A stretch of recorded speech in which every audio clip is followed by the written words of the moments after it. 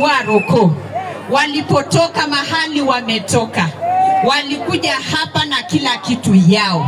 Kwa hivyo wao si watu wa mlima, wao ni watu wa Kajiado County. Na ndio sababu leo tukihesabu watoto wa basari, tunahesabu hawa watu kwa sababu si wa mlima, ni watu wa hapa Kajiado North. Tukihesabu makazi kwa watoto wetu, tunahesabu hawa watu wa Kajiado North, maana hawa ni wakazi wa Kajiado County.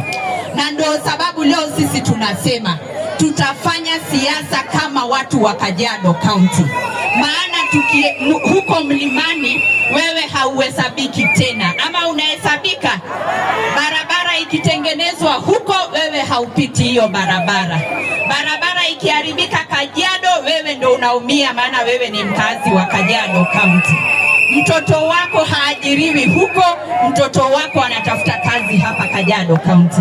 Na leo mimi niwaombe kwa hisani kama mama county wa Kajiado, ninaomba tulete mawazo yetu, ninaomba tulete kura zetu, ninaomba tulete maendeleo yetu na mawazo yetu katika county ya Kajiado.